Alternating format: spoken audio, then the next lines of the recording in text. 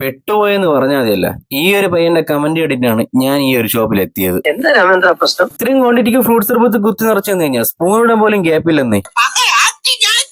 ഇത്രയും ക്വാണ്ടിറ്റിക്ക് വരുന്ന ഈ ഒരു ഫ്രൂട്ട്സ് സർബത്ത് സെറ്റ് ചെയ്യുന്ന കാണാൻ തന്നെ ഒരു ഭംഗിയാണ്. 3/4 ഗ്ലാസോളം ഫ്രൂട്ട്സ് സർബത്ത് നിറച്ച് അതിന്റെ മുകളിൽ കാഷ്യൂനട്ടും പിന്നെ കപ്പലണ്ടിയും ഇട്ട് ഇത്രയും ക്വാണ്ടിറ്റിക്കാണ് ഇവർ നട്ട്സ് ഇതിനകത്ത് ആഡ് ചെയ്യുന്നത്. അത് കഴിഞ്ഞ് നല്ല സോഫ്റ്റ് ആയിട്ടുള്ള ഡേറ്റ്സിൽ ആഡ് ചെയ്യും. ഇവർ ആഡ് ചെയ്യുന്ന ഓരോന്നിന്റെയും ക്വാണ്ടിറ്റി എടുത്ത് പറയേണ്ടത് തന്നെയാണ്. പിന്നെ അതിനെ വേറൊരു ഗ്ലാസ്സിലേക്ക് മാറ്റിയിട്ട് ആ ഗ്ലാസ്സിലോട്ട് വീണ്ടും ഫ്രൂട്ട്സ് സർബത്ത് കോരി നിറയ്ക്കും. ഇത് എന്തിനാണ് ഇങ്ങനെ ചെയ്യുന്നതെന്ന് വെച്ച് കഴിഞ്ഞാൽ ഇതിലോട്ട് ആഡ് ചെയ്ത ഓരോ ഐറ്റംസും ഫുള്ളായി മിക്സ് ആയി കിട്ടാനാണ്. മിക്സ് ചെയ്ത് കിട്ടിക്കഴിഞ്ഞാൽ തിരിച്ച് ഗ്ലാസ്സിലേക്ക് പകർത്തി ഇതുപോലെ ഐസ്ക്രീമും ടൂട്ടി ഫ്രൂട്ടിയും ജെറിയും നട്ട്സും ഒക്കെ ടോപ്പ് ചെയ്ത് ഈ ഒരു ഫ്രൂട്ട്സ് സർബത്ത് കൈ കിട്ടും.